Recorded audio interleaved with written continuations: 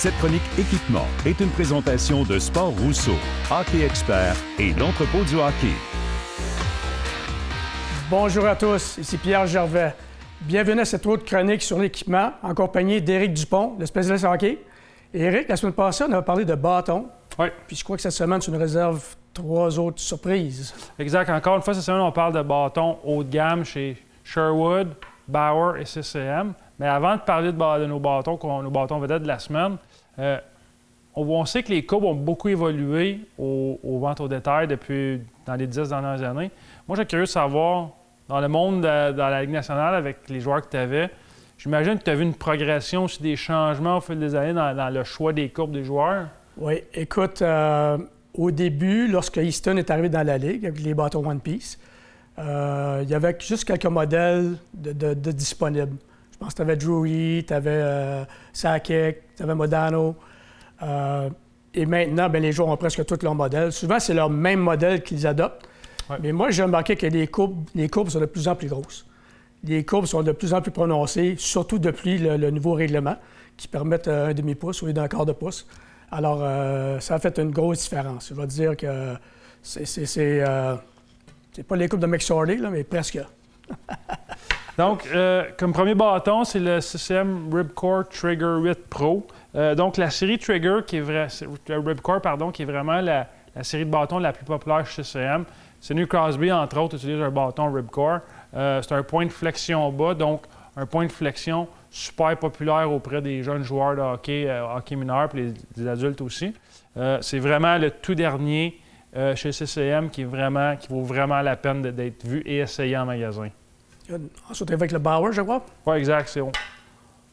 C'est le Bauer Vapor Hyperlight 2. Donc, encore une fois, la série Vapor avec le tapered ici, avec le tapered qui est un petit peu différent en Hypercore. Mm-hmm. Donc, c'est vraiment une technologie qui a été amenée de chez... Tu faisais référence à Easton tantôt. C'est une technologie qui a été amenée de chez Easton quand Bauer a fait l'achat. Puis le bâton Vapor est vraiment populaire parmi les joueurs. Puis c'est vraiment un autre bâton, encore une fois, à essayer. C'est incroyable, les bâtons. Maintenant, comment c'est bien fait. J'ai quasiment peur de jouer avec, tellement que c'est beau. c'est quasiment des œuvres d'art. Exactement ça. Mais avant de parler du dernier bâton, Pierre, moi, j'ai une question pour toi. Tu parlais de l'évolution des courbes. Je pense que la plupart des gens se souviennent encore en 93. Peut-être pas tout le monde, mais je suis sûr que les jeunes aujourd'hui qui n'étaient pas encore naissants, qui étaient encore nés en 93, ils se souviennent de la courbe à Marty McSorley. Mm-hmm. Tu en as fait référence tantôt. Mm-hmm. Est-ce que c'était commun dans le temps avoir des courbes qui étaient jugées illégales? Oui. Toutes les équipes avaient 6, 7, 8 joueurs. Peut-être pas autant que McSorley. Lui, c'était vraiment exagéré, là. Mais moi, à l'époque, les instructeurs, durant les séries éliminatoires, nous demandaient que chaque joueur ait un bâton légal sur le banc. Et si en troisième période, on menait par un but ou 2 buts, si c'était serré, quand on menait, bien, il voulait que j'avertisse les gars de changer. Si le gars ne voulait pas changer, ma job était faite. Lui, c'est lui qui prenait le risque. C'est sûr que si tu serais de l'arrière, bien, tu n'avais aucune chance de te faire caler, là, dans le fond. Là. Fait que moi, mais tous les équipes en ont. Aujourd'hui, un petit peu moins parce que justement, la courbe est plus grosse, plus prononcée, mais à cause du nouveau règlement. Mais c'est pas mal tout pareil. Donc, si je comprends bien, qu'est-ce que tu dis? C'est en 93, si tu avais été derrière le banc des Kings, le scénario aurait pu être différent pour les Kings. Écoute, peut-être. Je ne saurais jamais. Donc, le dernier bâton, c'était un bâton édition spéciale cette année que Sherwood a fait. William Nylander, le joueur des Maple Leafs, il y a vraiment une particularité dans ses bâtons. Lui, il peinture sa palette blanche. Mais en fait, il la peinture pas. Sherwood peinture les bâtons pour lui. C'est vraiment fait comme ça. Ça, c'est pas moi qui l'ai peinturé, évidemment. Mm-hmm. Les bâtons arrivent comme ça.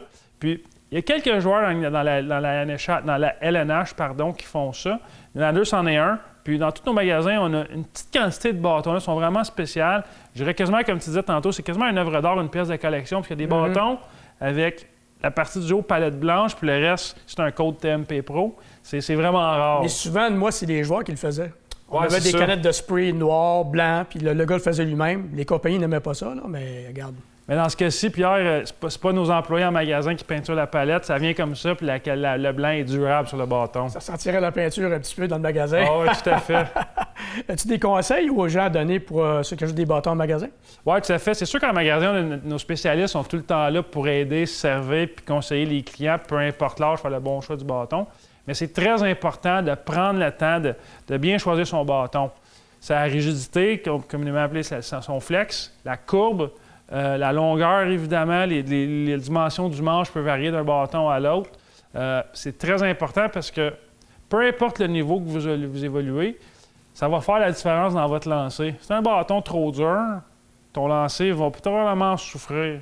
Mais si tu as la bonne rigidité puis la bonne courbe, c'est sûr que tu vas marquer des buts. Excellent, excellent. Alors, merci beaucoup à tous. Bonne semaine et la semaine prochaine, on parle de patin.